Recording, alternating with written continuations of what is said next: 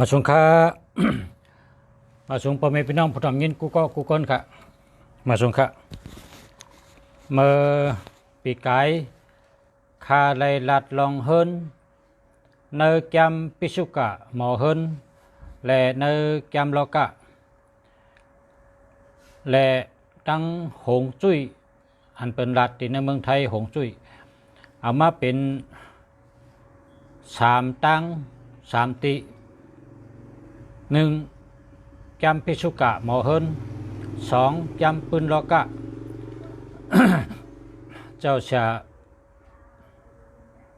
ปิญญาสามีเซนวีจำไว้แล้วก็มาที่เมืองไทยในเปิดห้องว่าหงจุ้ย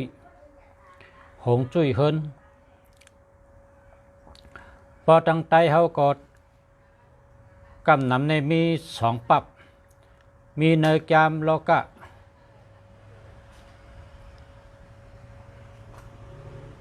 ชาปานแสงเนี่ยก็เต็มนะ แล้วก็จามปิสุกะหมอเฮิน เมื่อไหร่ข้า ข้าได้ขึ้นมาดัดลองเฮินเพราะว่าเฮินในลำลองตากก้นเขาอยู่เศร้าเมื่อปีกายคาลัดกะมันอ่ำป่องกำไตนะครับว่ามันป่องกำไตและปีนี้ก็คาเตลัดหึงป่องกำไตปีนี้ปีกายในคาว่าห้องน้ำนะห้องน้ำในอาจองว่าเมืองไตในเปิ้นว่าค่ะห้องน้ำในกามตีเมืองไตในเปิ้นว่าทางพายหลงนะครับทางพายหลงความก้นกุปอกว่ากว่าเลปังนะครับว่ากว่าเลปังความก้นกุปอกนะกว่าเลปังยาวก็กามก้นตัวเหลียวในเปิ้นว่ากว่าทางพายหลงนะครับว่ากว่าทางพายหลงเนี่ยว่าเขาอยู่เมืองไทยมาถึงก็ลืมกำไตย้อนต้องปั่นใหญ่ๆนำค่ะคาลัดกับว่าห้องน้ำนะครับเนาะห้องน้ำในเมืองไทยในมันกับปองแปดน้ำห้องน้ำห้องเป็นเช่นนั้นแปดค่ะก้อยกับความเมืองไทยในซ้ำความไทยในซ้ำเขาเตะเจ้าห้องเป็นเปิงลงค่ะห้องโคในก็เป็นสองไพ่ห้องน้ำในก็เป็นทางพายหลงห้องโสมในก็เป็นทางพายหลงสุขาในก็เป็นทางพายหลงที่เมืองไทยในเขาใจไว้จังไหนกาเมืองไทยเขาจำมีข้อเหลวนะครับข้อเหลวในว่าฮื้อเนี่ยทางพายหลงนะครับทางพายหลงมีข้อเหลวนั่นในว่า ปอลัดความเรืองปอลัดความเรืองอินก็ว่ากันต่อกันเนาะว่าทางคีในว่าในได้เป็นเปิ้นลาลีลัดต่อกันในก็ว่ากูย่ามือตึกกินข้าวในว่ากูย่ามือตึกกินข้าวและเปิ้นเจ้ากามขอในเนี่ยว่าเปิ้นเจ้าว่าทางพายหลงนะครับเนาะเมื่อในกาเขาออกมาต้องปั่นติคาลัดว่าห้องน้ำนะกามไทยในห้องน้ำนั้นปองว่ากามไตเขาว่าทางพายนั่นขนาดเนาะเมื่อในคาเตลัดลองอันคาลัดปีกายขึ้นดัดเหมือปีในเฮินยึงผันนะครับเนาะเฮินจังหือคาลายึงผัน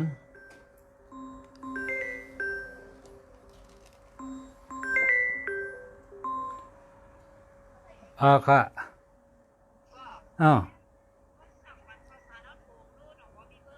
มีค่ะ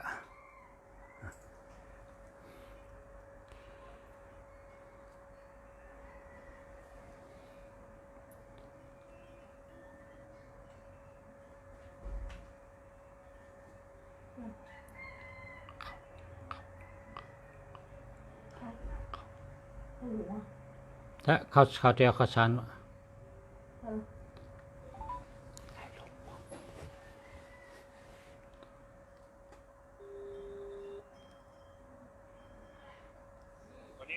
ครับเอาข้าวสาร1 ถุงครับเอามาส่งที่ลูกชายนั่นน่ะ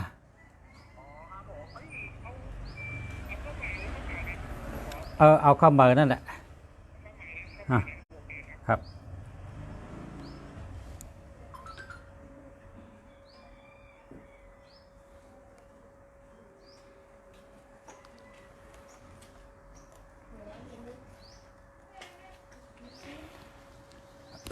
hơn này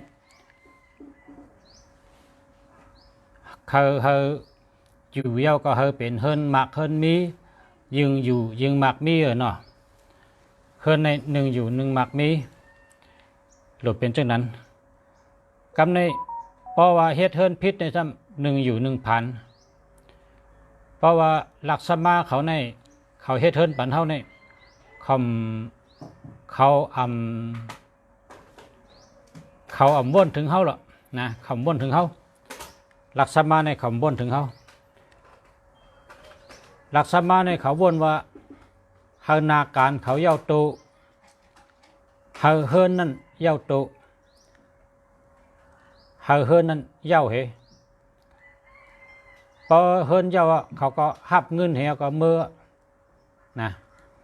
พอเฮิรนเย้าเขาก็เอาเงินเหก็เมื่อเขาเอาใจใส่ว่าเฮิรนในพอเฮ็ดจังไหนแต่เป็นจังไหนพอเฮ็ดจังไหนแต่เป็นจังไหนพอเฮ็ดจังไหนแต่เป็นจังไหนเนี่ยอาโจงเป็นจังหืออาเป็ดเป็นจังหือเนี่ยเขาฮู้เขาละหลักสมาเนี่ยเขามีปัญญาเฮ็ดจำความสั่งเจ้าเฮิรนก็เจ้าเฮิรนสั่งเฮ็ดจังหือเขาก็เฮ็ดจังนั้นพอเฮ็ดเจ้าเนี่ยเขาก็มือครับหลักสมาเขามือการในเฮาเป็นเจ้าเฮิรนในเฮาจะเอาเงินลงทุนให้เฮ็ดเฮิรนเนี่ยเฮาเฮ็ดเฮิรนเนี่ยพอเฮาเฮ็ดเฮิรนเจ้าเนี่ยเฮาแต่ได้อยู่ตั้งปีเนาะเฮาแต่ได้อยู่ตั้งโจตั้งจัดกินกันนั้นนอนกันนั้นอยู่กันนั้นลือกันนั้นเจอชีวิตเจออาชาเขาเนี่ยเจอข้าวยามเขาเนี่ยอยู่ที่เฮิรนหลังนั้นต่อโจต่อปานต่อถึงปานลูกปานล้านเฮิรนนั้น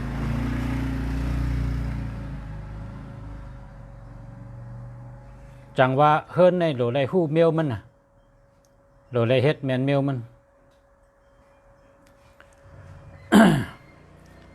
เฮิรนอันแต้มเลยเส้นตั้งอันวันนั้น1อยู่1,000เพราะว่าเส้นตั้งในสูงเลยเฮิรนป่ะไหนเฮิรนหลังนั้นใน1 หึง 1,000 1 หึง 1,000ยึงหึงยึงผ่านได้ดิกะเพราะว่าเฮ็ดเฮิรนในก็อย่าไปปันเส้นตั้งสูงเลยเฮิรนค่ะนะปกติแล้วแลเส้นตั้งสูงเลยเฮิรนป่ะไหนฉะนั้นในอยู่กับติ๊กก็เตะผ่านลงติ๊กๆค่ะในเป็นหลังที่1ค่ะเนี่ยเฮิรนหลังที่1เฮิรนแต้มหรือตั้งยึงอยู่ยึงผ่านนะครับว่าหลังที่1เนี่ยกำในซ้ำเฮิรน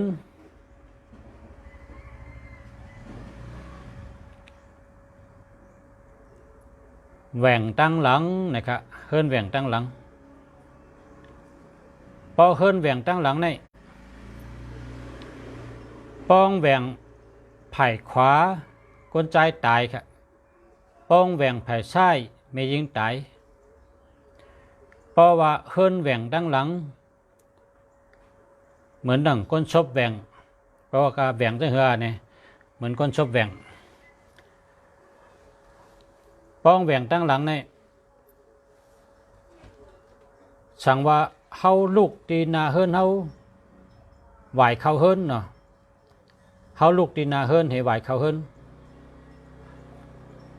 ภายขวามือเป็นก้นใจค่ะภายซ้ายมือเป็นเมยิงค่ะพอเฮาลูกตีตั้งนาเฮิรนจุกเสียแหละ ไหวนาเขาเฮินนั่นต้องไว้ค่ะภายขวาเป็นคนใจายภายซ้ายเป็นคนยิงค่ะกามในแกมโลกาเนี่ยเตรียมไว้ว่าภายซ้ายเป็นทัดน้ำภายขวาเป็นทัดไผ่ภายขวาเป็นนักกาภายซ้ายเป็นเสือเผือกนะครับในแกมเตรียมไว้ฉะนั้นเฮิรนดังหนึ่งนั่นตั้งนาเฮิรนเป็นตีอยู่นอกข้างสะกลางวันหรือไรกว้างเฮิรนดังหนึ่งจุกเสร็จแล้วเฮาไหวหน้าเขาเฮิรนเฮาไหนภายซ้ายมือเป็นเสือเผือกเป็นทัดน้ำหรือไรไว้ภายซ้ายเล่งป๋าน้ำปุ้นน้ำปรุงจะไหนหรือไว้ภายใช้จังไกเมียนเมียวมันเฮิรนดังหนึ่งนาเฮิรนมีนกข้างสะภายใช้มีเสือเผือกตั้งหลังเฮิรนมีเต่าตั้งหลังเฮิรนมีเต่าภายขวามีนักกาอันนี้เป็นเฮิรนหลังหนึ่งครับภายขวาเป็นนักกาอันที่ปองว่านาเฮิรนที่อยู่นอกข้างสะปองว่ากลางวันนาเฮิรนนั้นหรือไรกว้างหรือไรมดเสือปังเป้งค่ะนกข้างสะเขาจะได้มาลงปันจุกปันรับปันชูปันรับกันภายซ้ายมือเป็นทัดน้ำเป็นเสือเผือกก็จะได้ไว้น้ำเล่งป๋าฉะนั้นแมนเมลมันค่ะภายขวามือเป็นนักกาเป็นทัดไพ่อันว่านั้นภายขวามือโหลไลไว้นาดีนาดีนี่เป็นทัดไพ่ค่ะนาดีนี่กวาดตาเสนโต้งตาเสนาดีโหลไว้ภายขวานาดีนายีเนี่ยนะกำมันว่านายีโหลไว้ภายขวาก็เปิงเป็นทัดไพ่มันจะได้จอยเฮิรนดังนั้นโหนาเฮิรนมีอำนาจมีปรมีภายขวาเป็นทัดไพ่เป็นนักกาตั้งหลังเฮิรนเป็นเต่าอันว่านั้นตั้งหลังเฮิรนในปองว่ามันมีหลอยตั้งหลังเฮิรนมีหลอยเฮาเลยอิงหลอยเฮอยู่ปองว่าเฮามีตีปึงอิงตั้งหลังเฮิรนมีหลอยก็หลีตั้งหลังเฮิรนมีต้นไม้ใหญ่ก็หลีตั้งหลังเฮิรนมีเฮิรนตึกสูงก็หลีอันนี้เป็นดองดีครับครับในเฮิรนแหว่งอันว่านั้นเฮิรนนี่พอมันแหว่งตั้งนางนี่แหว่งไผ่อะไรก็ไร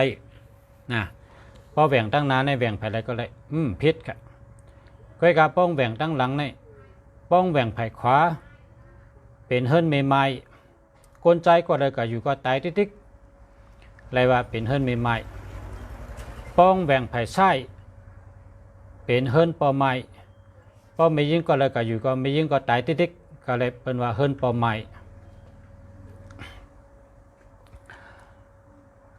คำในซ้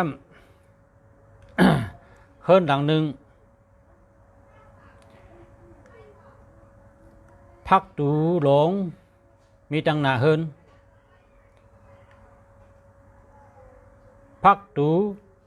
คู่หนึ่งและคู่หนึ่งอย่าไปเฮาซื้อกันละป้องซื้อกันในคนเฮิรนแต่พิษกันแม่นกันถูกกันคู่พักตูคู่หนึ่งและคู่หนึ่งอย่าไปปันซื้อกันเพราะว่ามันจังเฮ็ดถือได้มันซื้อกว่ายาวปานไหนก็แต่ได้ก็ซื้อหมักน้ำเต้ามาตำใบเหนือโหพักตูตั้ง2หูอันตีงซื้อกันนั่นจากนั้นก็เกได้กำในเฮิรนในพักตูหลงมีตั้งหนาเฮิรน1หู ใหญ่ไว้พักตูหลังมีหนึ่งหูเล็กไว้พักตูในโหลไรมีตีนนะตีนพักตูโหลไรมีมันเหมือนจะหนังเหือกก้นเขาเนี่ยมันหนังเหือกก้นเขากินข้าวกินน้ำก็อื่นลงกันในคอก็เปิดมีเคี้ยวกลางไว้แหละพอกินน้ำไหนมันก็ไหลลงในคอมันไหลขึ้นออกตั้งนอกมันเฮิร์นหลังหนึ่งเพราะมันมีตีนพักตูบนไหนก็เงินเข้าหลีมันเตะออกป้อมมีเหือกพักตูเงินก็ออกนะกำในเฮามีพักตูแรงนะพักตูหูแรงนำเตะไหลรวมหลีเฮิร์นในโดไหลรวมหลีกวนเขาเตะอยู่ดีกินหวานเฮิร์นในโหลไหลมีสายแรงเป่งปอมีสายแรงไหนลาบหลีเฮิร์นในปืนแต่ไรเป่งกันดีหลีปืนเฮิร์นอย่าเฮอมี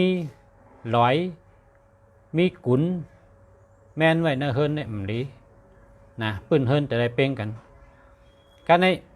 ป้องกอดถึงทางพายนะป้องกอดถึงทางพายนั่นแต่ไรแต้มลงเหลือเฮิรนนะทางพายนั่นแต่ไรแต้มเหลือปืนเฮิรนสั่งก้อยเป็นก้นมีเลยกำในตีเฮานังพายนั่นหรือไรไหวข้างตีเฮานังพายนั่นหรือไรไหวข้างเพราะว่าพัดตูเฮิรนเฮาพัดตูหลงไหวกับตั้งจานนะสังว่าพักตูเฮิรนหลงพัดตูหลงไหวกับตั้งจานก็พักตูทางพายและตีนังพายนั่นเตะไรไหวกะตั้งตกตั้งออกเจ้าไหนเป็นห้องว่าหันคางค่ะเป็นห้องว่าปันคางอะวะนะปันคางได้จังกันเมียนเมียวมันค่ะเมียนนะครับรู้ไรปันคาง คำในซ้ำกว่าแทงสั่งว่าเขามีสองไพ่จับเฮิรนป่ะเนี่ยสองไพ่ก็แต่ได้แต้มหรือปืนเฮิรนนะเป็นสามจันไว้ครับจันที่หนึ่งปืนเฮิรนจันที่สองแต้มลงจันที่สามแต้มลงแทงเป็นสามจันไว้ครับอันนี้จังกลายเป็นเฮิรนสัตเทค่ะจังกลายเป็นเฮิรนสัตเทอันนี้ได้หนึ่งอยู่หนึ่งหมากหนึ่งมีค่ะหนึ่งอยู่ก็หนึ่งหมากมีหนึ่งอยู่ก็หนึ่งหมากมีค่ะยึงอยู่หึงก็ยึงหมากยึงมีติดค่ะ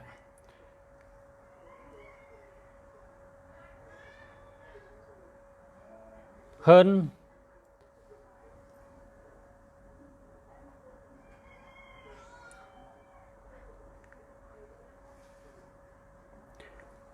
พักตูตั้งหลังแต่ไรมีหู้เหลวกันเพราะว่าพักตูตั้งหลังมีหลายหู้นี่หรือไรปิกแปดสั่งว่าปิกเตะอ่ำไรในก็สั่งว่าปิกเตะอ่ำไรแต่ไรเฮ็ด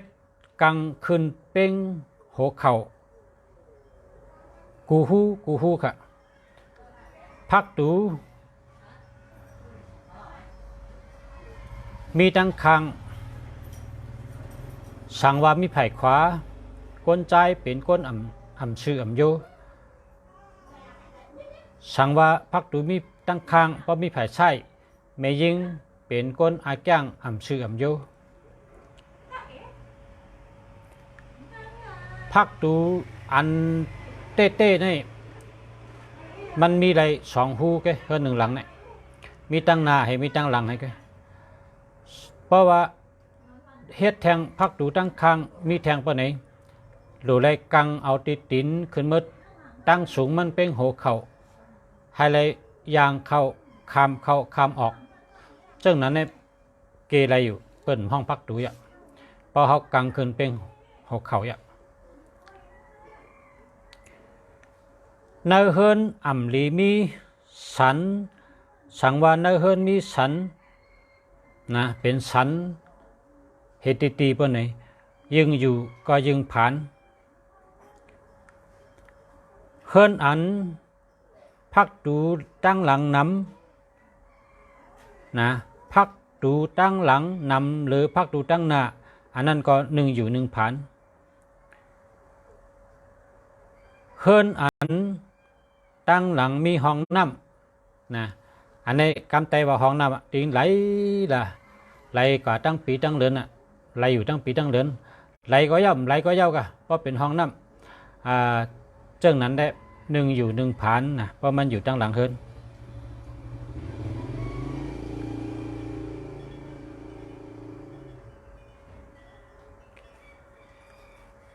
กำในช้ำเฮิรนในวายกว่าตั้งจานลีเลอเปิ้นเฮิรนเลยวายกว่าตั้งจานไหลเฮิรนนั้นหากินง่ายมากมีง่ายเลอเปิ้นเฮิรนโหลดไหวตั้งจานค่ะ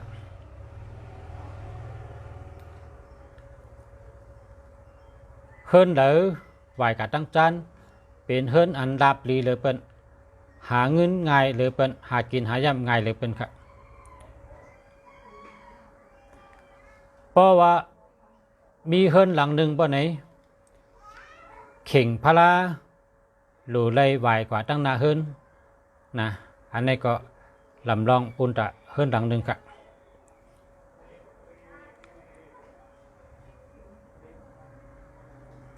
กำในลองก้นนอนนอนอย่าไปเอาโหออกตั้งพักดูนะอ่ำลีลาลาค่ะอย่าไปเอาตีนออกตั้งพักดูเอาตีนออกอันนี้ก็อ่ำลีลาลาค่ะเพราะว่าเอาตีนออกเพราะนี้ก็อาชักอ่ำยาวค่ะเพราะว่าเอาโหออกเพราะนี้ก็เนื้อเฮิรนในก้นอ่ำถูกกันอ่ำแม่นกันอ่ำหักกันค่ะกำในซ้ำ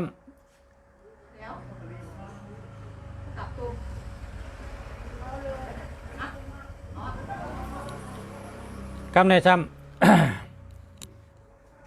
เฮิรนในเตียวตั้งเตียวที่พักดูลงเนาะ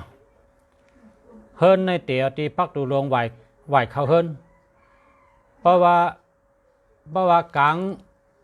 งโกงก็ชื่อก็ลาบดีค่ะเอาอะไรแค่ก็เอาอะไร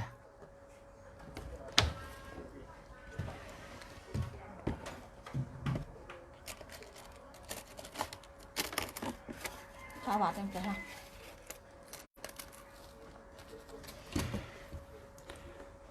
เพราะว่าเตตีนาเฮิรนเฮาสุกตีนาเฮิรนสังว่าเฮาไหวนาเขาเฮิรนและมีเส้นตั้งก้นไปเนาะไปเขาเฮิรนเท่านั้นไล่ไปตั้งขวาต่อชุดยาวกว่าในโกงเฮิรนเท่านั้นอันนั้นนั่นเฮิรนหลังนั้นกลใจมีอำนาจมีปรมีเตรียมทนครับกำในเพราะว่าอยู่ที่นาเฮิรนไหวเขาเฮิรนเหสังว่าอะไรไปเขาเฮิรนยาวผายชายมือยาวเหลือเปิ้นต่อถึงฮอดยาวเหลือเปิ้นปะนี่เฮิรนหลังนั้นผู้หญิงมีอำนาจมีปรมีเต็มครับกำในซ้ำลองลุกลังครับเพราะว่ามีเฮิรนสองจัน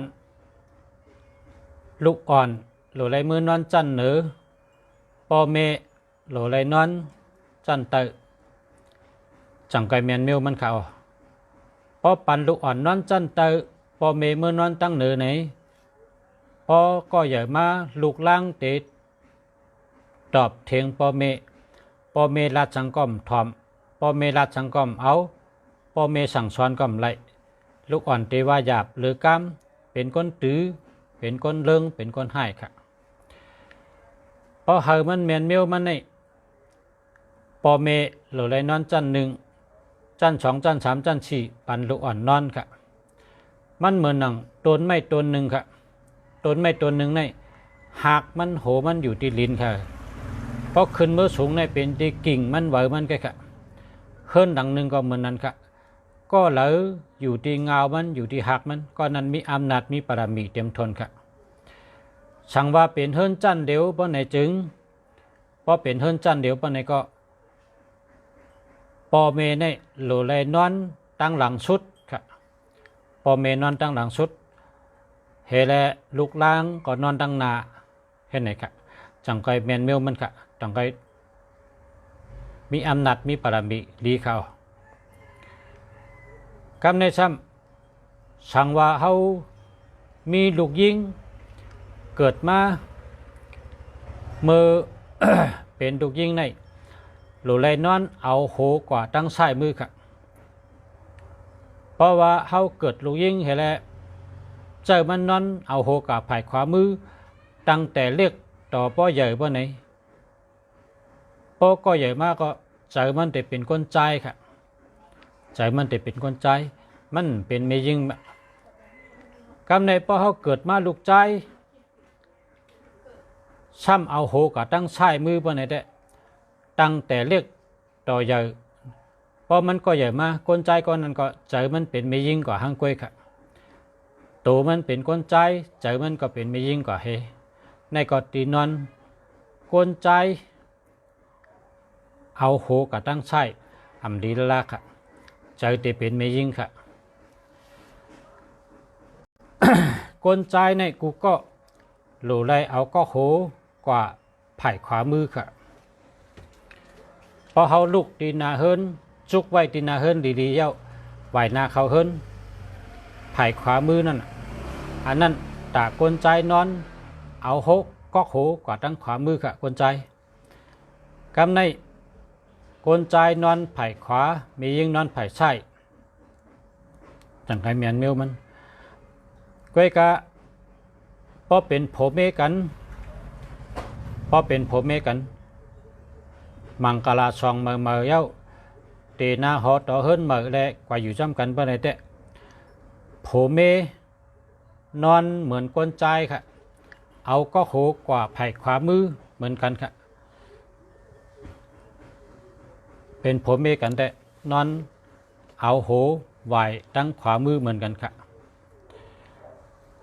อันนี้ลองนอนค่ะเนาะแมนเมลมันนะคะพอมีลูกลังจังก้อยแหลกลายค่ายยิงไผ่ซ้ายใจไผ่ขวาเฮ็ดจังนั้นค่ะนะผู้ยิงนอนเอาโหกาตั้งซ้ายผู้ใจนอนเอาโหกาตั้งขวาให้นะครับ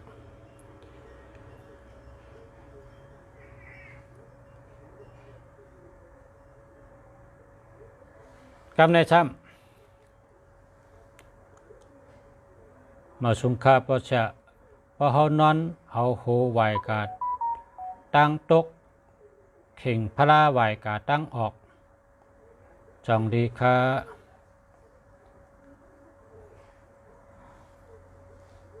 พอเขานอนเอาโหไหวกาตั้งตกเข่งพระไหวกาตั้งออกจองดีค่ะดีอยู่ค่ะเพราะว่าเฮิรนเฮาไหวกะตั้งเด้อก็เข่งพระหรือไหวตั้งนั้นค่ะนะแต่ได้หากินง่ายสั่งว่าเฮิรนเฮาไหวกะตั้งออกเข่งพระก็หรือไหวกะตั้งออกเพราะว่าเฮิรนเฮาไหวกะตั้งตกเข่งพระก็หรือไหวกะตั้งตกเพราะเฮิรนเฮาไหวกะตั้งห้องเข่งพระก็หรือไหวกะตั้งห้องเพราะเฮิรนเฮาไหวนาตั้งจานเข่งพระก็หรือไหวนาตั้งจานนั่นต่างกันเมียนเมียวมันค่ะ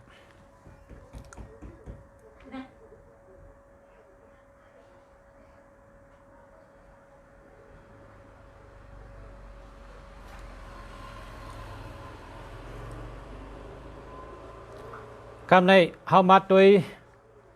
เฮิรนหลังหนึ่งในตีเหลอเป็นตีสัตเทนะตีเหลอเป็นตีสัตเทในเฮิรนในเตตัดเป็นสี่ล็อกไว้ค่ะในเฮิรนในตัดเป็นสี่ล็อกพอลูกตั้งนาเฮิรนไหวนาเขาเฮิรนเนาะพอลูกตั้งนาเฮิรนไหวนาเขาเฮิรนเขาเอา เฮิรนเขาในเป็น4ล็อกไว้พอเข้ามาไผ่ขวามือล็อกที่1เนี่ย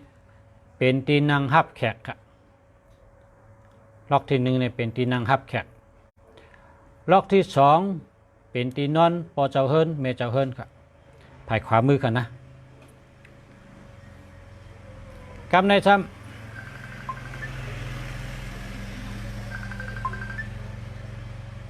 ำเขาตัดเป็น4ล็อกและด้วยไผ่ชายมือครับไผ่ชายมือล็อกที่1เป็นตาลูกยิงนอนครับ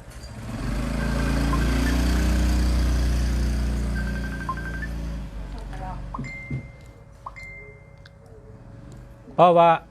ไผ่ชายมือล็อกที่2เนี่ยเป็นล็อกสัตเทครับล็อกสัตเทในกำน้ำเขาเตะไว้ข้าวสารกันนั่นครับข้าวสารในให้มันเตรียมปรุงอยู่แต่เสกันนะเพราะว่าใส่ไว้ในปรุงก็ให้เตรียมปรุงแต่เสเพราะว่าใส่ไว้ในถุงก็ให้เตรียมถุงไว้สั่งว่าเขากินเห็นแล้วย่อมกะว่าไหนอย่าไปกินเสียงกันนะเพราะว่ามันจำแต่เสียงยาวในให้เน็ตซื้อมาอันเหมือนตำใบกำเดียวครับเฮาเน็ตชื่อข้าวสารมาไว้กันนั่นค่ะเพราะว่ากับปันตัวเหลือในเปิ้นชื่อกินสารกันเนาะสั่งเป็นเมื่อก่อนก็เปิ้นไว้ข้าวเปลือกที่นั่นค่ะทางข้าวเปลือกยองข้าวเปลือกเย่ข้าวเปลือกเปิ้นไว้ที่นั่นค่ะเป็นตีสัตเทกำในซ้ำก้นตัวเหลือในชื่อกินสารมันค่ะข้าวสารในไว้ที่นั่นค่ะข้าวสารในเฮงเตรียมถังเตรียมทงอยู่ตาเสสั่งว่าเขากินได้ย่อมกะ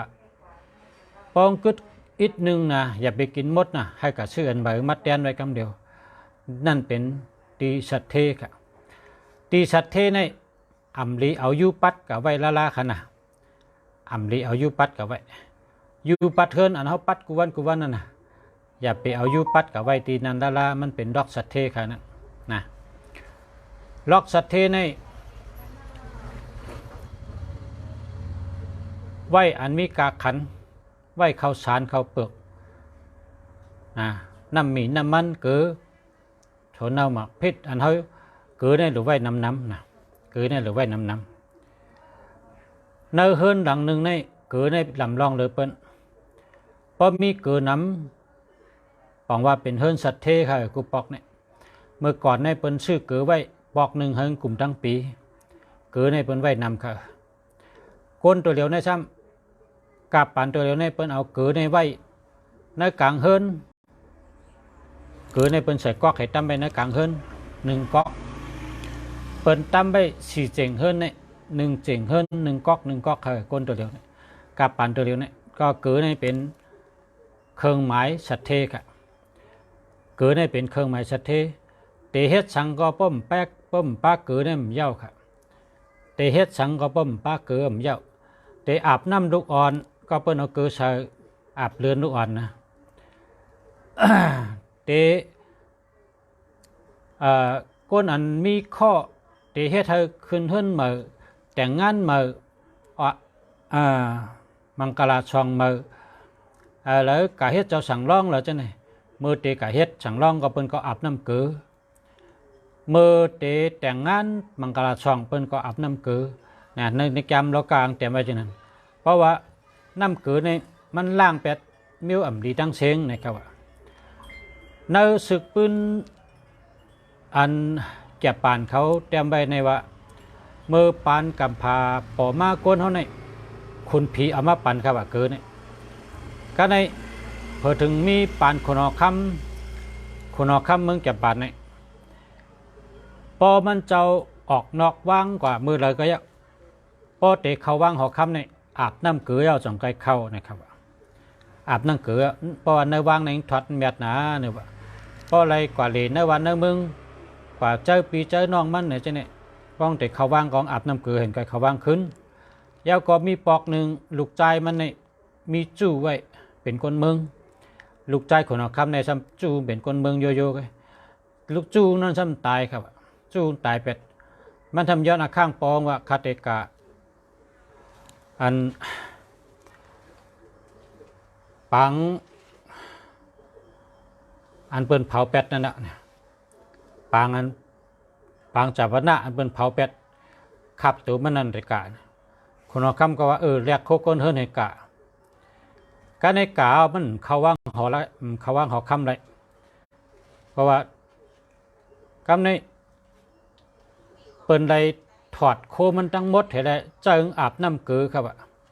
เอาน้ำเกลือในตองก็โหดถึงปลายตีนเจในอ่างน้ำเกลือเฮอาบน้ำเกลือเอาจ่องก้อยขึ้นนุงโคหังโคหอให้ได้เข้าหอไรนะครับนั่นก็เกลือในอันมีปืนมาจากนั้นและในปืนแกมเราก็ว่าแกมตัวเหลียวในปืนเอาเกลือไว้สี่เจ๋งเฮิรน1 เจ๋ง 1 ก๊อกยาวไว้ในกลางเฮิรน1 ก๊อกเกลือในเกได้ไว้หน้าเฮิรนหลังเฮิรนข้างเฮิรนไว้ไรกุฏิค่ะไว้เกลือนะเกลือในเกได้เมี่ยมดีแทงเมี่ยวหนึ่งก็เพราะเขากว่าอยู่ที่ไรก็ยะสั่งว่าเขาเตะก็อยู่ที่อยู่เหมือขึ้นเฮิรนเหมือเขาซื้อเฮิรนเหมือเขาเฮ็ดเฮิรนเหมือเพื่อนนี่พอหลักสมาเฮ็ดจะเปิดเอาเกลือในกับปืนจอดเจ๊เอาเกลือในปืนจอดเจ๊เฮียเนี่ยพอมาพกมาขึ้นกับปัดแปดเกลือนั่นเปิดเอาเกลือกับปืนนอนตั้งเฮียจังไกอยู่แต่อยู่ไรกุฏิค่ะอยู่ที่กินบ้านนะคนเฮิรนก็มักมีเกลือในมันเจ็มค่ะเนาะไรกินอันหวานอันเจ็มปอดชื่อเฮิรนเหมือก็ดีปอดเด็กค่ายเฮิรนเหมือก็เย้าเฮ็ดเฮิรนเหมือก็เย้าเนี่ยเปิ้นเอาเกลือกับปืนอันตั้งเพราะเอาเกลือปืนในจังไกอยู่อันนี้ก็เป็นจำล็อกกะอันหนึ่งค่ะก็ในมัดด้วยลองเนื้อเมียงก็พอเขาเฮิรนมาเนี่ยก็โหเขาในเป็นว่าหังกำไตเขาว่าพอเขาเฮิรนมาแล้ววายขึ้นกันนึกก็โหเขาในเปิ้นได้เฉยไว้เปิ้นได้เฮ็ดไว้ในพอตังเมืองไทยในเป็นว่าเพตานเนี่ยกำไตเขาว่าพอเขาเฮิรนเหวอะไรเขาวายขึ้นตั้งเหนือ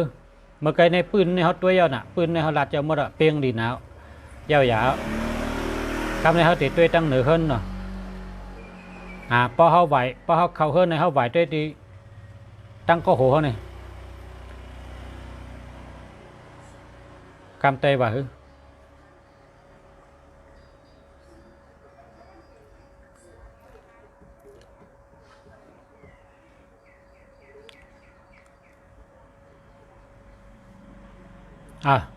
กำไตห้อมไปหู้เนาะห้อมไปหู้ก็เขาก็ลัดต่อกันที่ไหนกะพอเขาเฮิรนมาเขาได้ล้อมด้วยตั้งปืนเฮิรนในแค่หมดเฉลี่ยเปียงดีสั่งถูกเขาติดด้วยขึ้นตั้งเหนือกันเนี่ยด้วยตั้งเหนืออย่าเฮมีลุกนะอย่าเฮมีลุกหมางปอกลักษณะเขาเฮ็ดเป็นลุกไว้เฮิรนเนี่ยป้องเฮ็ดเป็นลุกบ่เนี่ยพอเขากันนอนเฉยเงี้ยแมนตีลุกมันนะพอญาในกลางนั้นเขาซ้ำเสิร์ฟไพ่ไว้พอญาตีเสียงเขาก็เสิร์ฟไพ่ไว้นะเจ้าไหนเนี่ยเปิ้นว่ามันแมนค่ะมันเฮ็ดให้ก้นอยู่นั่นเป็นยอกะพอเขาตัวง่ายๆก็พอเขาเฮิรนเขาตัวขึ้นดังก็โหเขาเนี่ย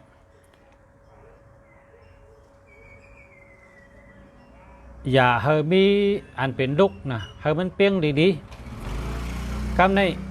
เมื่อกลับเมื่อเหลียวในประจำเจ้าไพ่พระเนาะเจ้าไพ่พระ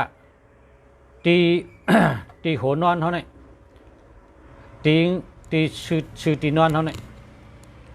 ชื่อตีนอนเขาซื่อๆเนี่ยอย่าไปเฮมีไพ่ละเพราะมีไพ่เนี่ยก้นอันอยู่นั่นแต่เป็นกินสานะวันนอนสื่อไพ่เนี่ยแต่เป็นกินสาเป็นยอกากินสาค่ะตีนอนเขาอย่าเฮิงสื่อไพ่เพราะว่าไพ่มีเนี่ยก็เจ้าช่างไพ่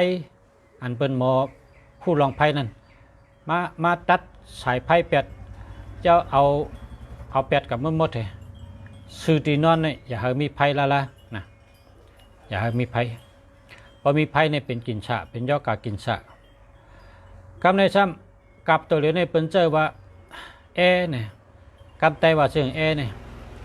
เมืองไตก็ห้องแอแค่เนี่ยต้องเมืองไตห้องว่าเหือแอเนี่ยเปิดพอเขามือนอนเนี่ยเขา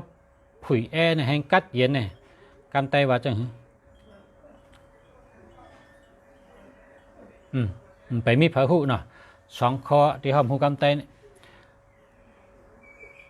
เพตานก็ห้องหูกำไตแอก็ห้องหูกำไตนะพอมีแอเนี่ยก็โหลไว้ตั้งคังค่ะนะแอเนี่ยโหลไว้ตั้งคังโหลติดตั้งคังค่ะพอเขาติดตั้งหัวนอนก็จะเป็นยอกะเปิ้นห้องว่าใช้นัดนะครับพอติดตั้งตีนก็เป็นยอกะก็เพราะฉะนั้นแหละพอเขาติดแอร์เนี่ยเขาโหลดติดตั้งคังพอติดตั้งคังเขาซื้อหมอกแอลนะซื้อกันตั้งแอล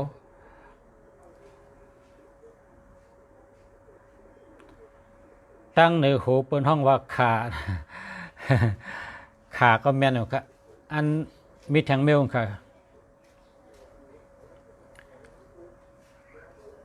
แอร์ในห้องคงลมกัดค่ะแอร์ในห้องว่าคงลมกัดค่ะเอาค่ะพอมีเนี่ยอย่าไปเอาติดตั้งหัวนอนค่ะนะพอติดตั้งหัวนอนก็เป็นยอกะพอติดตั้งตีนที่นอนก็เป็นยอกะอันติดเทเลดีเนี่ยหรืออะไรติดตั้งคังค่ะติดตั้งคังพอติดตั้งคังได้หลอดเพดีอยู่ค่ะกำในเขาสมัดด้วยแทงเฮินเขาเนาะเฮินในพอเขามีโหนะอย่าให้มีอันแหลมต่ำมาจุเฮินพอมีอันแหลมต่ำมาจุเฮินเนี่ยก็คนเฮินในเป็นยอกาต้องเจ็บต้องแก่นค่ะพอเฮินเขามีโหแหลมต่ำมาจุเขาการในพอเฮินเปิ้นมีโหแหลมปลายแหลมมันแตงมาจุเขาอันในเขาก็หลุเฮเราเลยเฮป้อมเฮก็เป็นยอกะนะเป็นยอกะสั่งว่าเขาตัวหิมหอมเฮินเขาเนี่ยมีไม้แหลมมีเลียกแหลมมีเมียวแหลมจี้มาซื้อเฮินเขาปะเนี่ยเขาเป็นยอกะอะไรค่ะก็เพราะฉะนั้นเราเลยเฮกังลายเฮกังมันก็ถามฉลาดมากนะเพราะเฮินเผยหญ้าเมียวแหลมต่ำมาสู่จี้มาสู่เฮินเขาปะเนี่ยแต่ลัดนี่ไล่แกมันกำในซ้ำอันดีโกแทงเมียวซ้ำพอเขาเตกะซื้อเฮินมาคือเตกะเฮ็ดเฮินเนี่ยที่หนึ่งเขาก็หลุดด้วยอย่าเฮงหญ้าอันแหลม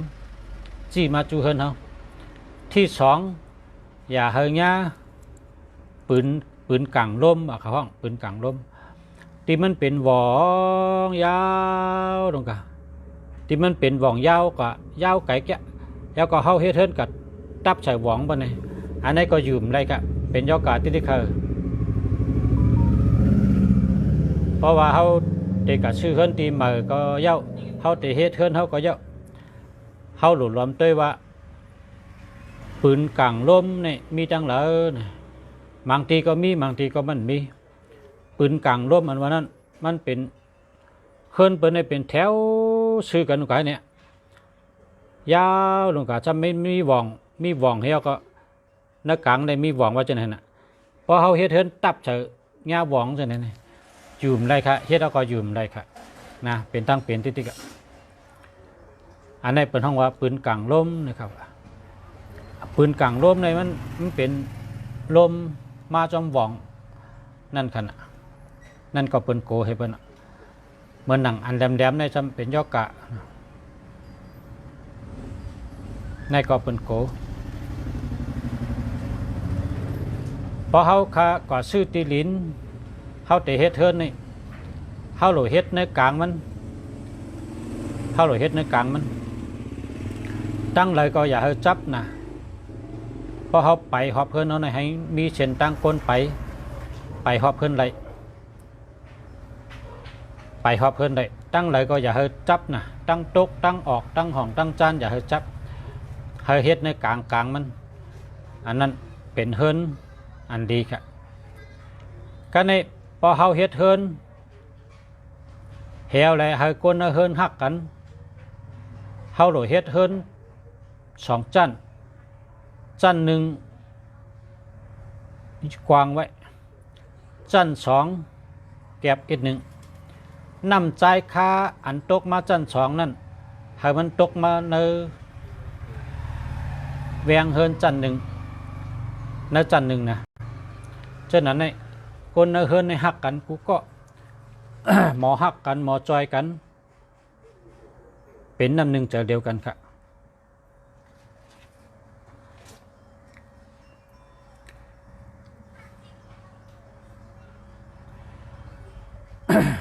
กำในซ้ำพอเขาอยู่ในเฮินช่างว่าเขาอยู่ในเฮินตีนอนเขาในลูกเขาก็อย่าเฮมีอันแหลมๆจี้มาจูตัวเขาตีนอนเขาในอันดีเลยเปิ้นในหรือไว้ตีนอนเมียวเหลียวแกอย่าไปไว้โคเลี้ยงต่างเมียวเพราะว่าตีนอนในเฮาป้อเป็นคนมักคนมีอะไรเฮาป้อเป็นคนหลับหรืออะไรเนี่ยหรืออะไรไว้ตีนอนหลายๆในตีนอนเนี่ยมันโดมีต่างเมียวมันโดมีสังกะทีวีก็มันโดไว้หลีกไล่ก็มันโดไว้นะป้อเป็นปั๊บหลีกในนำชุดก็มี5ปั๊บก็นั่นแกนำชุดละ5ปั๊บพอเหลือนั่นก็เก็บไปตั้งนอกอย่าเปียวเขาในห้องนอนในห้องนอนในหลูเก็บแล้วก็หลูสร้างล่างมดเสือแล้วก็อย่าไปมีโคสังหามีกูตีนอนพอมีกูตีนอนแล้วก็มีผักกางยุงนอนในผักกางยุงเห็นพอมีกูแต่กูก็หามดเสือหิมตีนอนก็หามดเสือจังนั้นมันจังก็มีหลับครับห้างอันเป็นห้างก้นตึกกันก้นพันกันก้นหมังไล่กันจะนี่อ่ำเดียวติดไว้ในห้องนั้นละในห้องนอนเนี่ยอ่ำเดียวเอาเมียวและเมียวก็ติดไว้นะห่างก้นหลักไล่ก็เยอะห่างหอกห่างแล้วห่างกองห่างกลางดีเอาติดไว้ละในห้องตีนอนในห้องตีนอนในหรือเป็นตีมดเสือและมีสายแรงมีลมหลีนะก็ในพอเขานอนเขาหลุดเลยนอนจับผาเขาหลุดเลยนอนจับผาพอเขานอนเอาก็โหเขาจับผาไว้บนไหนก็เป็นอันแมนมิวพอนอนในกลางเฮิรนในอันแมนพอนอนในกลางห้องก็อันแมนตั้งไหลก็มจับอันนี้เป็นห้องว่านอนลอยนอนลอยนอนคนตายวะพอนอนพอเป็นคนเต้นอนคนดีนอนเนี่ยดูเลยจับผาค่ะเลยจับผา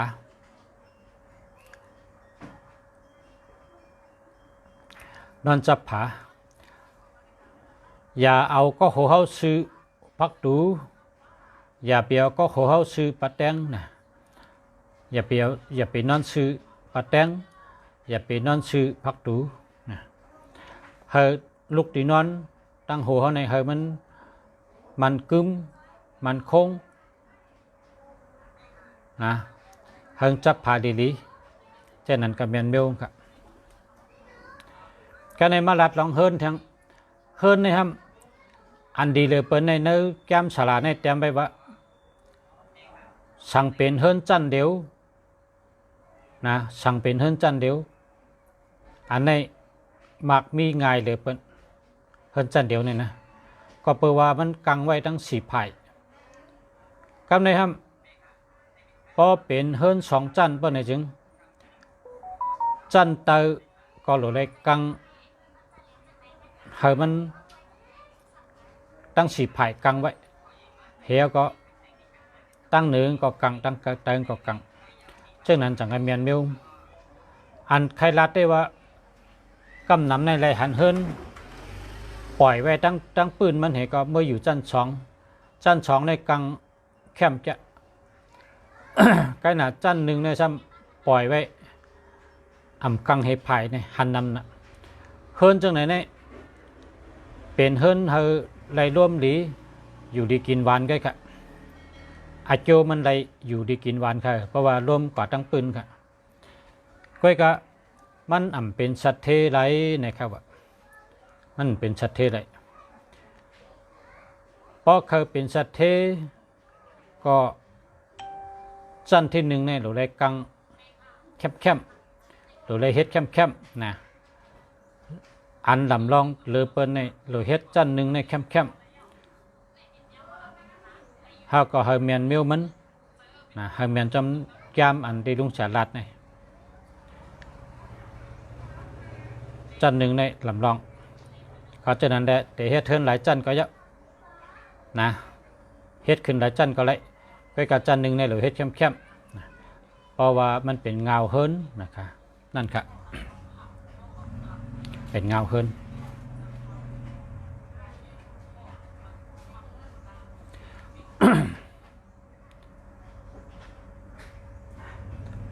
ลาดลองคูไหลครับ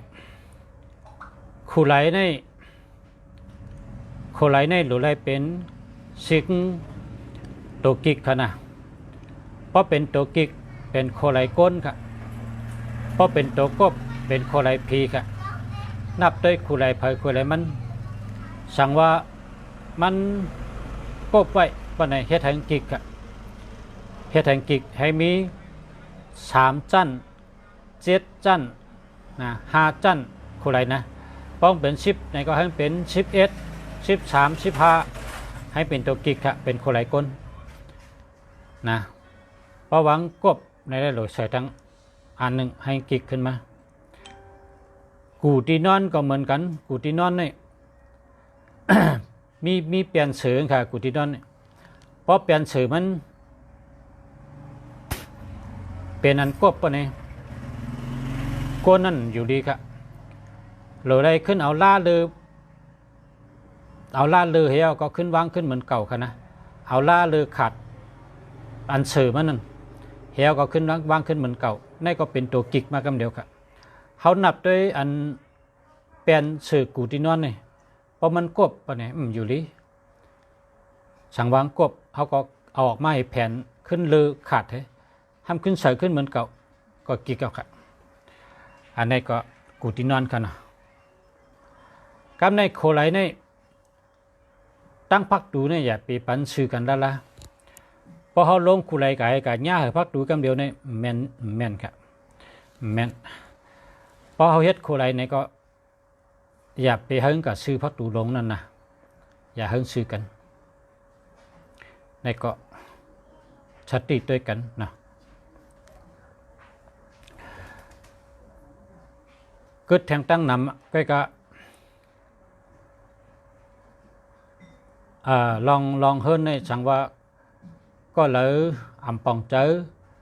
ก็เลยดูแกตีเลยหรือเมตีเลยในย้อนให้ถามมานะ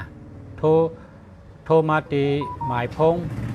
088 789 6916นะโทรมาถามลองเฮิรนลองเยชูเจ้าไม่เชิงเงินค่ะเชิงเงินเห็บเปียเชิงเงินเห็บเปียโทรมาถามอะไรค่ะเฮ็ดจำเฮแมนลายมันเพราะว่าเฮิรนในลำลองนะในจำไว้ว่าเฮิรนเป็นตัวเก็บเงินนะครับเฮิรนในเป็นตัวเก็บเงินโกนในจำเป็นตัวหาเงินนะครับเขาขายอยู่เฮิรนหลังเร็วกันพอเมืองแรงมาก็กะหาเงินทั้งเผยทั้งมันพอหาเงินไหลมายาวในสมาเก็บไว้จู้ไว้ที่เฮิรนหลังนั้นครับ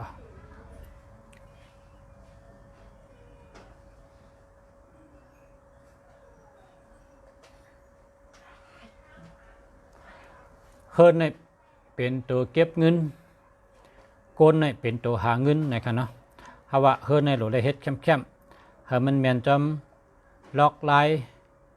แกมปิสุกะหมอเฮิรนและแกมโลกะนะพอตั้งไทยเขาก็พอตั้งไทยในเปิ้นว่าแม่นจอมหงจุ้ยนะครับพอตั้งเมืองไทยในเขาห้องว่าหงจุ้ยเพราะเขาก็ถามตัวลองเฮิรนลองเยเข้าคำเราก็จ้างเป็นมาตัวเขากัดตัวหังกุย แหวและแกหังก้อยเพราะว่าอันใดชูเจ้าปองใจก็โทรมาถามที่ข้าได้รัดปันชูเจ้าเพราะว่ามันนำเคินในล็อกลายมันนำนะ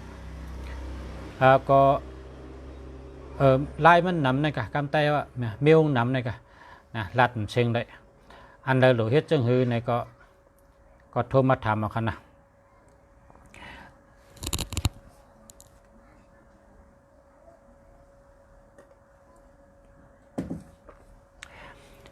มาชงคะเจ้าหมอกะพ่อแม่พี่น้องเขาขอบคุณขอบใจค่ะกูก็กูคนพ่อแม่พี่น้องผู้ทำยินกูก็ย้อนช่วยให้อยู่ดีกินวันให้การขึ้นใหญ่มาชงย้อนให้อยู่ดีมีเงินทางดีกึกปืนกูก็กูคนค่ะมาชงคะ